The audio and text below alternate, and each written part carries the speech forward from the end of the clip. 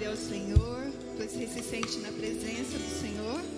Pode orar a Ele, louvar a Ele junto comigo. Feche seus olhos e oramos ao Senhor. Pai amado, Pai bendito, estamos sim na Tua presença, porque não podemos sair dela, porque o Senhor nos contempla em todos os momentos da nossa vida, e nós queremos aproveitar muito bem esses momentos, queremos Te bendizer, queremos Te exaltar, queremos dizer que o Senhor é único na nossa vida, que o Senhor é santo, e que nós almejamos um dia compartilhar a eternidade contigo. Oh meu Deus, que Teu Espírito Santo possa estar aqui nesses corações, nessas pessoas que estão presentes, e que o mesmo Espírito atue em todos aqueles que estão nos ouvindo, que poderão apreciar da Tua palavra, assim como apreciaram dos cânticos, assim como apreciaram desse momento aqui gostoso. Em nome de Jesus, continue falando aos nossos corações. Amém e amém.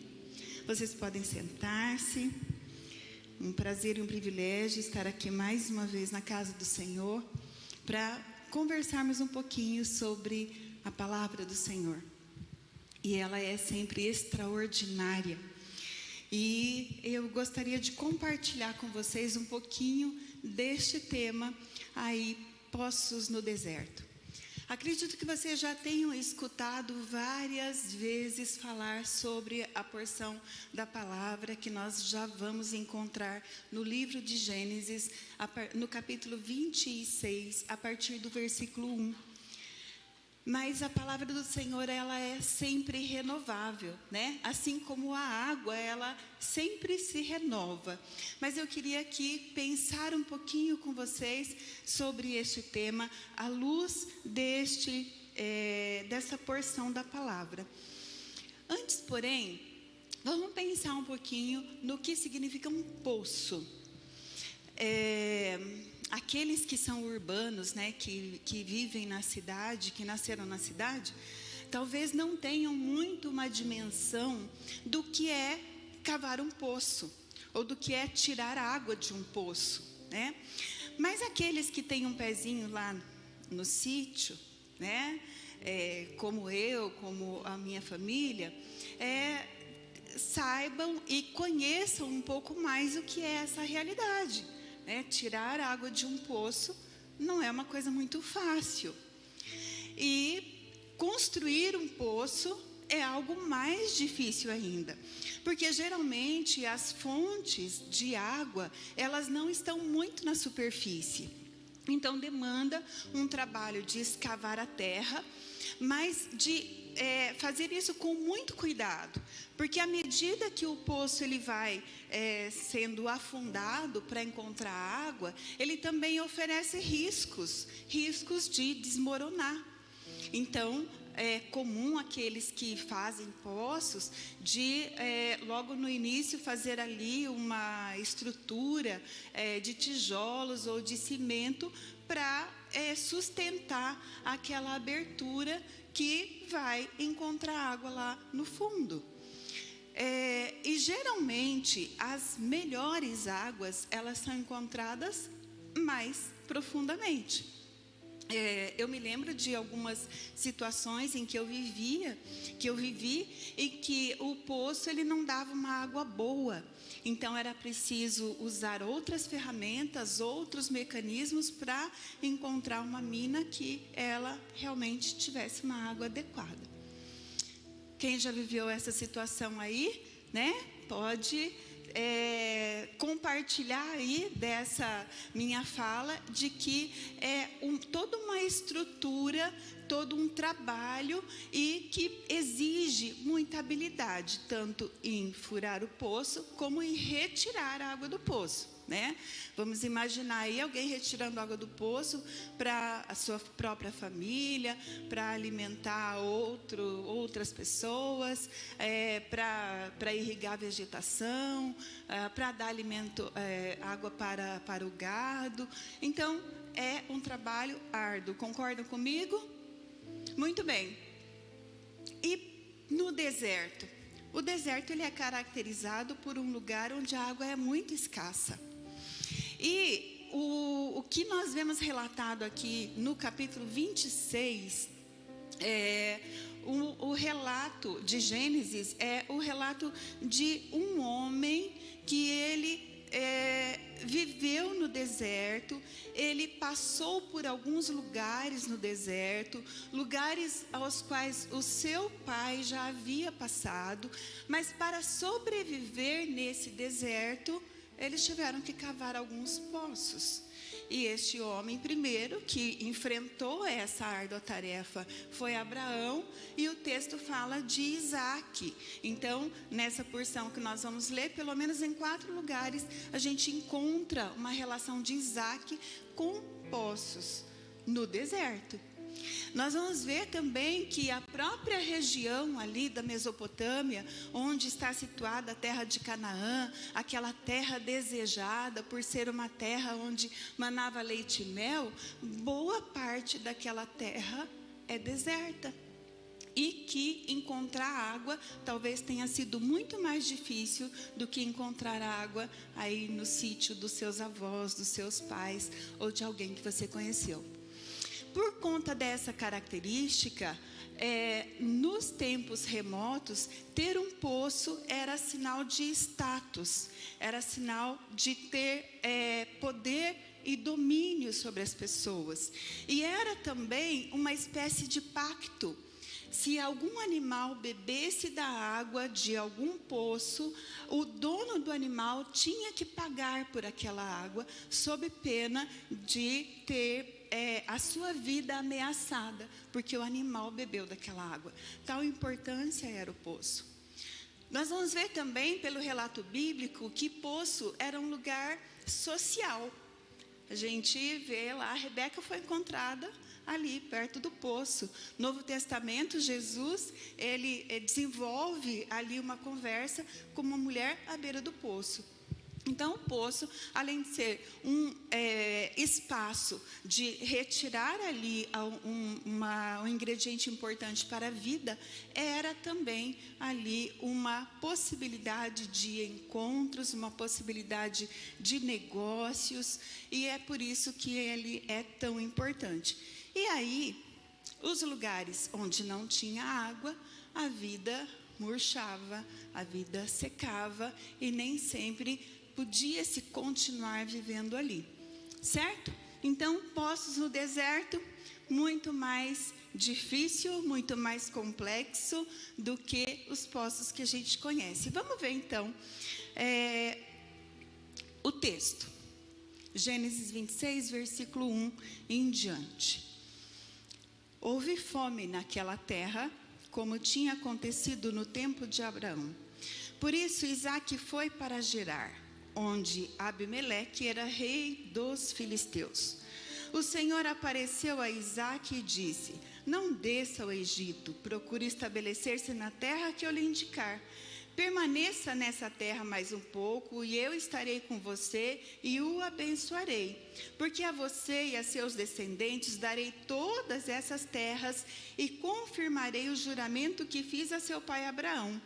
Tornarei seus descendentes tão numerosos como as estrelas do céu, e lhes darei todas as terras, e por meio da sua descendência todos os povos da terra serão abençoados, porque Abraão me obedeceu e guardou meus preceitos, meus mandamentos, meus decretos e minhas leis. Assim, Isaque ficou em Gerar. Muito bem, aqui a gente tem um panorama. Gerar é um lugar onde existiam aí alguns poços que Abraão tinha cavado, mas Gerar ainda é um lugar onde é possível encontrar isso aí. Só que o texto, logo no começo, ele diz para nós uma coisa bem importante. Ele vai dizer: houve fome. E aí eu queria que você pensasse o seguinte: sempre que o mundo é mundo, a gente tem algumas notícias não muito boas. E essa era uma delas. E mais ainda, houve fome como tinha acontecido no tempo de Abraão. Ou seja, a humanidade, as pessoas daquele lugar já tinham passado por uma fome muito séria. E aí, tempos depois, Isaac, ele se depara com a mesma situação. E se nós formos olhar a Bíblia, nós vamos ver que em outras situações são relatadas de que houve fome. Elias é um deles. Nós vamos ver Noemi tendo que sair da sua terra porque houve fome na sua terra. Nós vamos ver os profetas falando que houve fome. Ou seja, a fome aqui significa sinais de muita dificuldade. E essa fome que está relatada aqui, não é aquela fome que acontece por uma má distribuição de renda, em que numa mesma cidade, uma pessoa não tem o que pôr na sua mesa, mas na outra ponta da cidade, alguém descarta no lixo a comida que não gosta. Não é dessa fome que o texto está falando. Não é dessa situação, mas é algo que a terra se nega a produzir. Não há o que faça para essa terra produzir. E aqui a gente começa a aprender o seguinte: todos nós podemos passar por períodos de muita fome. Podemos passar por períodos de muita dificuldade. E não significa que se passarmos por um período de dificuldade nunca mais vai acontecer, porque aconteceu aqui com esse homem. Vamos lembrar que Isaac é o filho da promessa que Deus tinha dado. Através de Isaac, Deus cumpriria a promessa feita a Abraão. E este homem, o dono da bênção, né? Aquele que iria dar continuidade a uma geração, está passando por dificuldade. Então, eu e você podemos passar sim por dificuldades ao longo da vida, porque tem época que não importa o que a gente faça, a dificuldade vem. Não importa o que você pense, a dificuldade vem. E não significa que essa fome vai te derrubar, porque nos próprios exemplos da Bíblia, nós vamos ver que os períodos de fome foram aqueles períodos em que Deus mais se revelou para os seus, foram aqueles períodos em que Deus pegou na mão do seu povo e fez acontecer o que era impossível. Por isso, se você está passando por um período de muita dificuldade, de muita fome, no deserto, olha o que diz a palavra: se você habita no esconderijo do Altíssimo e se descansa na sombra do Todo-Poderoso, pode dizer do Senhor: tu és o meu refúgio, a minha fortaleza. Não há fome, não há seca, não há sede que possa te derrubar se você estiver à sombra do Altíssimo. Ele vai ser a sua proteção. É interessante que nós vamos ver que Abacuque, ele teve essa mesma percepção.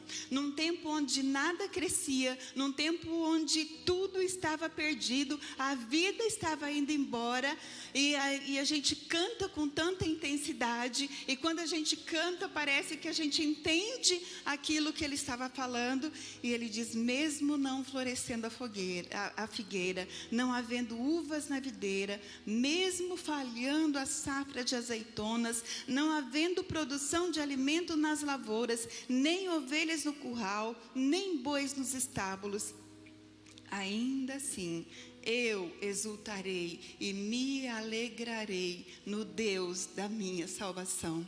Amém? O deserto está difícil, a fome está chegando, talvez não tenha água, a terra não produz mesmo. Exulte no Deus da tua salvação, que no tempo certo Ele vai te socorrer. Habita na sombra do Altíssimo, porque Ele vai te livrar. Amém? Mas nós vamos ver que naquele lugar Isaac teve que tomar uma decisão. E eu gostaria que você pensasse comigo. Apareceu o Senhor a Isaac e disse: não desça para o Egito, procure estabelecer-se na terra que eu lhe indicar. Permaneça mais um pouco, e eu estarei com você e te abençoarei. No meio da fome, Deus fala com Isaac, mas ele faz um pacto com Isaac, mas nesse pacto tem uma coisa que Isaac precisava fazer: ele precisava ficar. Ele precisava permanecer mais um pouco. Sabe, amados, em tempos de crise, em tempos de dificuldade, tem muita gente que cai fora. Tem muita gente que a hora que a coisa aperta, fala: aqui não dá mais, nessa igreja não dá mais, nesse emprego não dá mais, nessa família não dá mais, nesse bairro não dá mais, aqui nada dá, aqui está tudo estragado, aqui está uma seca completa. O Senhor diz para você: fica.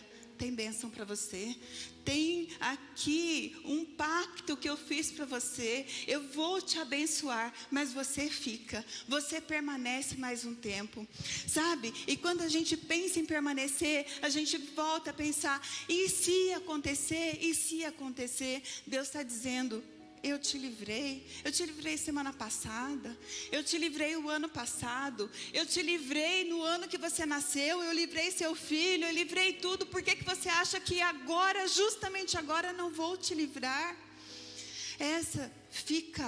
Você fica enquanto o Senhor te mandar ficar, porque quando você fica e quando você obedece, Ele tem bênçãos, Ele renova com você o pacto, Ele diz que Ele não te abandona, Ele diz que fará de você uma pessoa que vai levar a mensagem dEle adiante. Isaac ficou, e Isaac pôde levar aquilo que Deus estava fazendo adiante. E aí também nós vamos ver que Isaac, ele era o portador da bênção. Ele não era o dono da bênção, mas ele ficou. Então eu digo para você: fica no teu trabalho, porque não é aquele lugar que é abençoado, mas você é o portador da bênção e pode abençoar as pessoas naquele lugar. Fica na tua casa, porque você tem em você o Deus da bênção, e o Deus da bênção quer abençoar a sua casa. Fica no relacionamento, mesmo quando ele pareça difícil, porque Deus quer tratar as pessoas por meio de você, porque você tem a bênção do Senhor. Fica, porque não é o lugar, mas é aquele que está com você que faz toda a diferença. Amém? Isaac ficou. E aí, Isaac ficou. E no versículo 12 tem algo extremamente importante para nós. Diz na sequência: e semeou naquela mesma terra. Ou em outra versão: e formou lavoura naquela mesma terra. E no mesmo ano colheu 100 por 1, que o Senhor lhe abençoou. Amados, Isaac semeou numa terra em que tinha tudo para não dar nada. Isaac semeou numa terra enquanto as pessoas estavam passando e indo para o Egito, porque era o lugar de bênção, era o lugar de provisão, era o lugar da hora. Isaac ficou e semeou e plantou lavoura. Sabe? Tem gente que fica. Eu fico nessa casa, né? Deus mandou ficar, eu fico, mas nunca conserta nada. Deus me mandou ficar nesse casamento, eu fico, mas não investe nada. Deus me mandou ficar nessa família, eu fico, mas eu fico de braços cruzados, eu não invisto num relacionamento saudável. Deus me mandou ficar nessa igreja, e eu fico, mas eu não oro mais, eu não prego mais, eu não canto mais. Isaac semeou numa terra que era imprópria, num tempo que era impróprio, e o texto fala que ele colheu 100 por 1, uma medida, não é uma medida exata, mas é uma medida que ela se sobrepõe, que ela extrapola. Semeie você também na sua família. Semeie, plante lavoura no seu casamento. Semeie na sua amizade. Semeie no seu trabalho. Semeie com a sua vizinhança. Semeie no seu ministério, porque você ainda vai colher.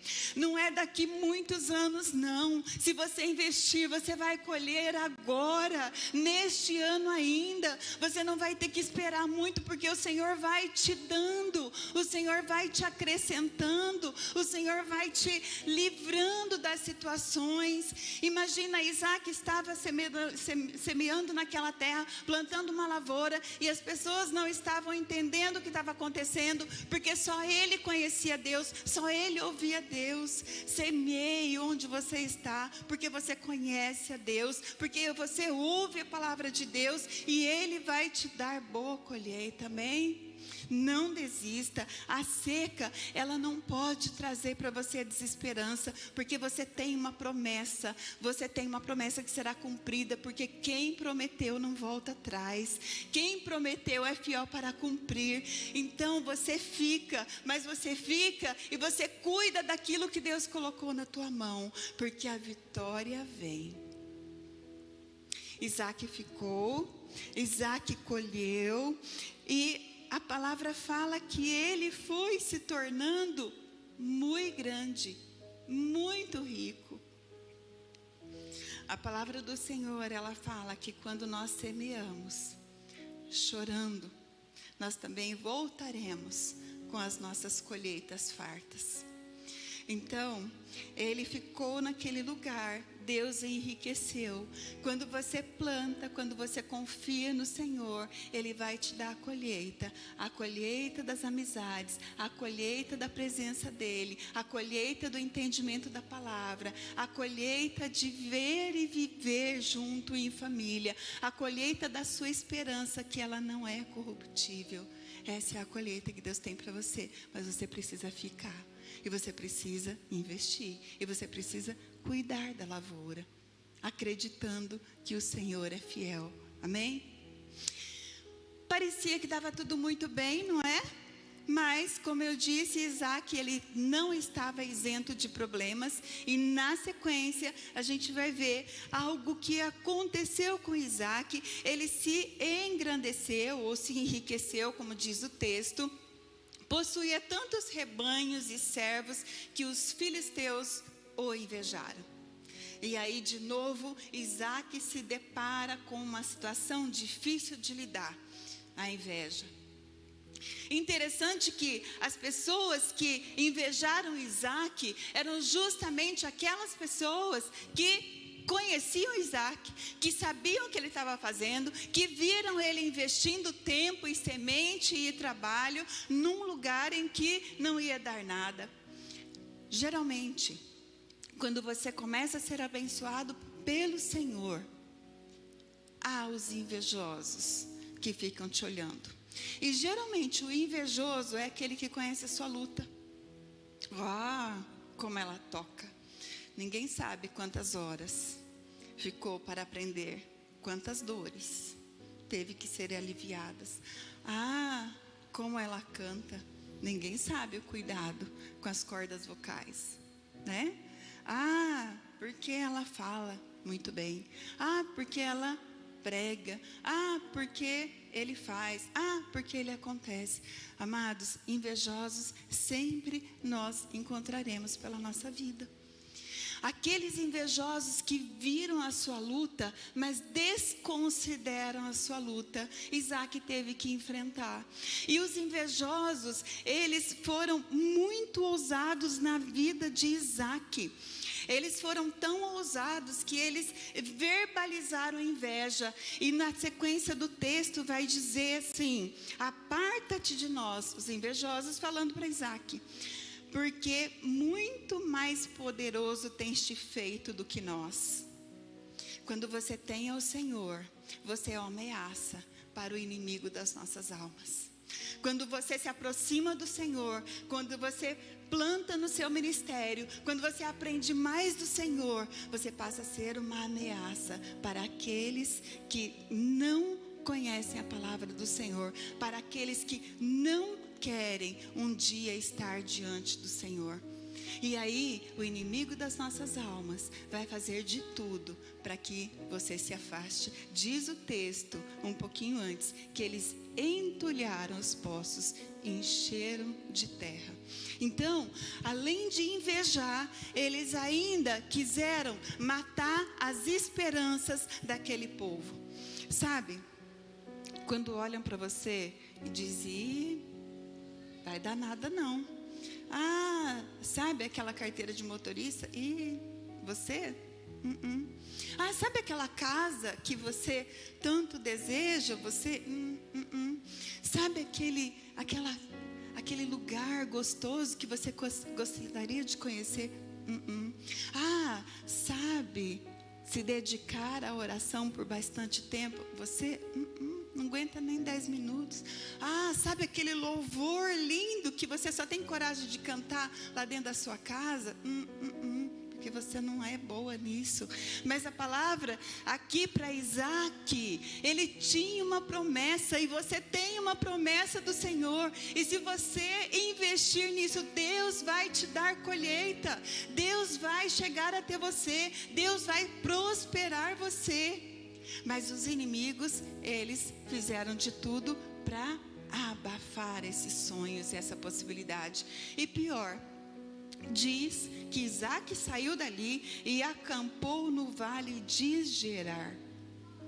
Toda vez que a Bíblia fala em vale, é dificuldade. Então ele começou tendo dificuldade onde ele estava, ele se desloca para ir e ele vai para o vale, para um lugar de mais dificuldade ainda. Qual que é a tua dificuldade? Será que você está no vale da dívida? Será que você está no vale da tristeza? Será que você está no vale da doença? Será que você está no vale da morte? Isaac foi para o vale. E a única maneira de Isaac não perecer no vale foi a decisão que ele tomou de reabrir os poços no deserto.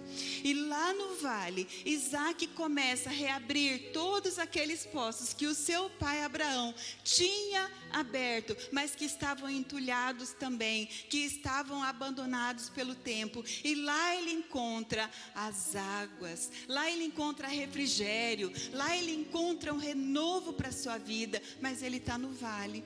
E nesse vale, ele começa então a abrir os poços, e aí versículo 19, versículo 20 e 21 vai dizer para a gente, ele abriu os poços e vieram os pastores e porfiaram, ou brigaram, se desentenderam com ele.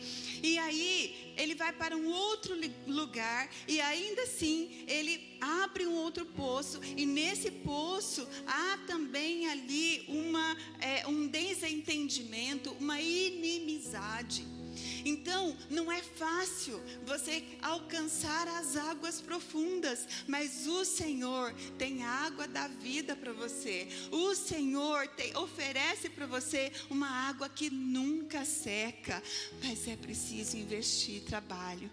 É preciso investir trabalho, é preciso estar preparado para a hora da dificuldade. E aí, depois de abrir esses dois poços, ele vai para um outro lugar. Por isso, versículo 22, chamou o seu nome Reobote, disse, porque agora nos alargou, nos abriu espaço e prosperaremos nessa terra. Sabe, Salmo 23, leva-me para junto das águas de descanso. A gente já decorou o Salmo 23, né? Aqui ele estava encontrando essas águas de descanso.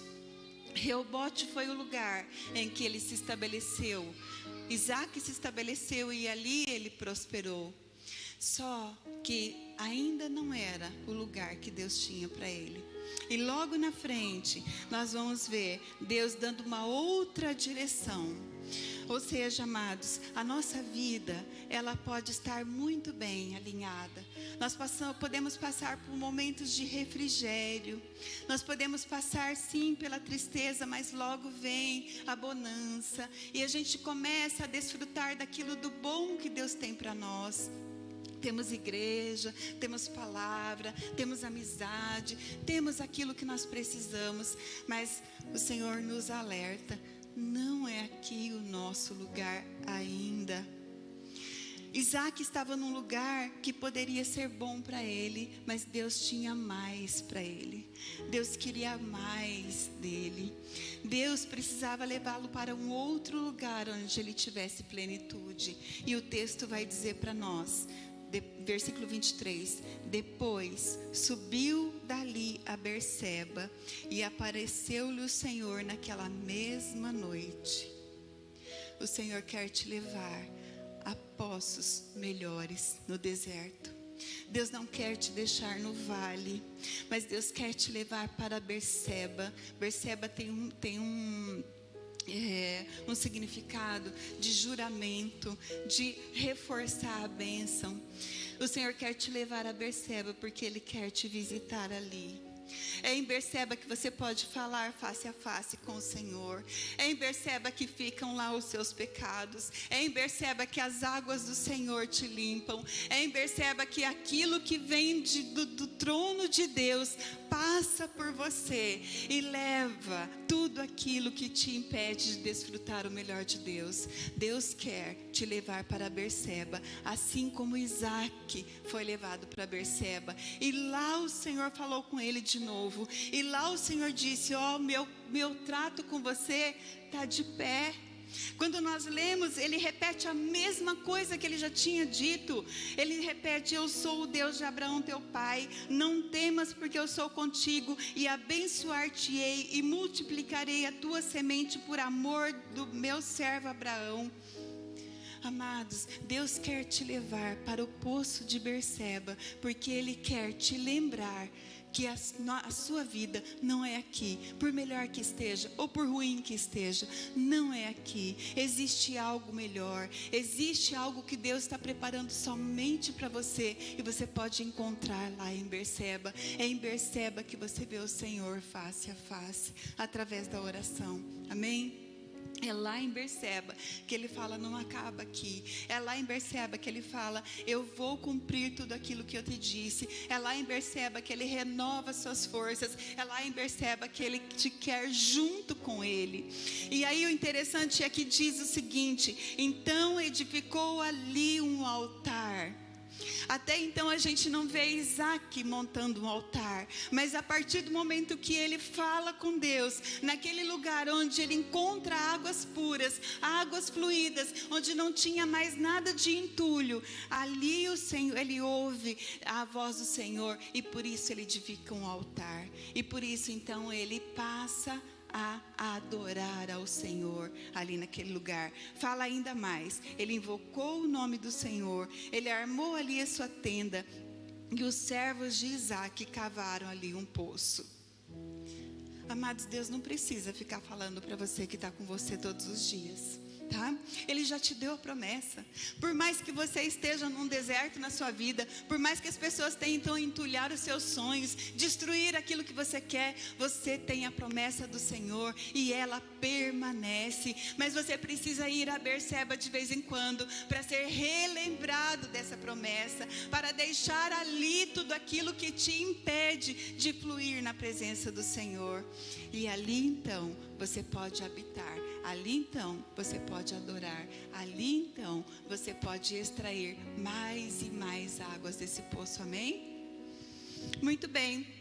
Mas nós vamos ver que depois que ele tem esse encontro de novo com o Senhor, que Deus renova a esperança dele, tinha uma situação do passado. E Deus não é Deus de deixar nada para trás, nada encoberto. Vamos seguir aqui. Na sequência, versículo 26, né? Depois que ele já estava lá desfrutando das maravilhas, versículo 26. E Abimeleque veio a ele de Gerar com Alzate seu amigo e Ficol, príncipe do exército, e disse-lhe Isaque: por que vieste a mim? Pois que vós me aborreceis e me enviastes a vós? Eis que eles disseram: havemos visto, na verdade, que o Senhor é contigo. pelo que dissemos, haja agora juramento entre nós e ti, e façamos concerto contigo, que não nos façam mal, como nós não te temos tocado, como não te fizemos somente bem, e te deixamos ir em paz. Agora tu és bendito do Senhor. Amados, Isaac está longe dos seus amigos, está desfrutando uma coisa maravilhosa, da presença de Deus, mas tinha algo no passado que precisava resolver. E aí de novo chega o inimigo, e o inimigo fala: olha, a gente veio aqui para conversar, porque a gente nunca fez mal para você, não é? Até versículos atrás, foram eles que destruíram os sonhos, foram eles que jogaram Isaac, né? Mas Deus estava com Isaac. E aí eles conversam, e o texto vai dizer que Isaac ofereceu para eles um banquete. E eles ficaram ali, e eles se alimentaram, e no outro dia, então, eles fizeram pacto. Que eu quero chamar a sua atenção: aquelas pessoas que não acreditaram em Isaac, são as mesmas que voltaram e disseram: havemos visto, na verdade, que o Senhor é contigo. Amados, suporte o deserto, suporte o poço, beba daquilo que o Senhor quer te dar, porque um dia as pessoas vão te reconhecer como bendito do Senhor. Vão te reconhecer como aquele a quem o Senhor abençoa. E a vingança do Senhor é essa: se alguém tiver fome, dá de comer; se alguém tiver sede, dá de beber. Se aprofunde na palavra, porque aquele que é seu inimigo hoje pode vir pedir conselhos da palavra para você amanhã. Aquele que não acreditava na sua fé, que te chamava de crentinho, pode precisar da sua oração nesta noite, nesta manhã, nesta tarde, amanhã, depois de amanhã. Aquele que dizia assim: lá vai de novo para a igreja, talvez seja aquele que está precisando de uma palavra de orientação, de uma palavra de alento. Não despreze seus inimigos. Isaac, ele mostra para a gente que é possível considerar, que é possível receber, que é possível desenvolver ali uma amizade. Como eu disse, Isaac saiu do vale para a presença do Senhor, e na presença do Senhor tudo acontece. Então, paute sua vida naquilo que é a promessa do Senhor para você. Se você já conheceu o Senhor, se você já caminhou com Ele um tempo, mas a coisa começou a ficar pesada, ficou difícil tirar água desse poço, o Senhor está dizendo: vem para Berseba, porque aqui tem água viva. Jesus, quando estava falando com a mulher samaritana, ele disse que se ela conhecesse quem estava falando com ela, ela desejaria beber daquela água, porque ele tinha uma fonte de água que nunca cessaria. Então Deus tem uma fonte de água para você que nunca cessa. Venha para o Senhor. Às vezes o deserto é difícil, às vezes o vale é mais difícil ainda, mas Deus tem Berseba para você. E se você ainda não conheceu, se você ainda não sabe o que é beber água da fonte da vida, você tem a oportunidade hoje, porque a dificuldade vem. E a hora que a dificuldade vier, você precisa ter alimentado a sua alma, você precisa da esperança, você precisa ser revigorado, e o Senhor tem a água da vida para você. Amém? Você pode ficar em pé? Senhor Deus, nós vimos, ó Pai, pela vida de Isaac, pela passagem de Isaac, quantas verdades o Senhor tem para nos ensinar. O quanto nós ficamos parados, meu Deus, muitas vezes, sem saber o que fazer. Mas o Senhor é aquele que fez um pacto conosco, e o Senhor está pronto para realizar aquilo que é a sua parte.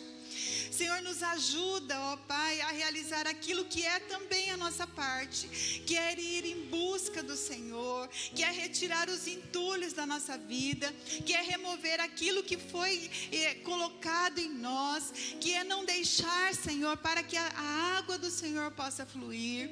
Ô Senhor, nós aprendemos com Isaac que muitas vezes nós precisamos sim acreditar e investir e plantar boas sementes, porque a colheita é o Senhor quem dá.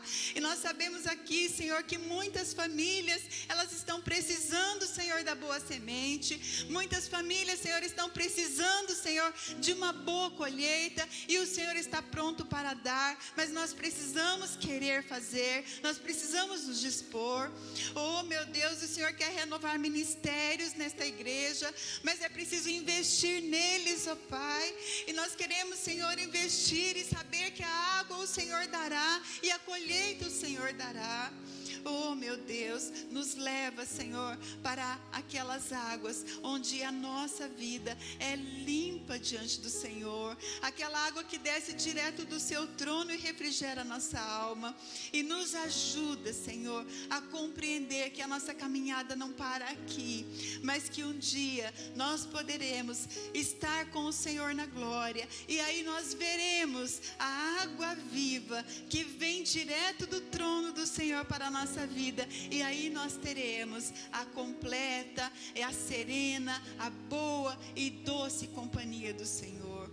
Nos ajuda a compreender as suas verdades, e que os poços que o Senhor colocou nas nossas vidas, eles estejam sempre abertos, para que o Senhor possa fluir através dele, em nome de Jesus, amém.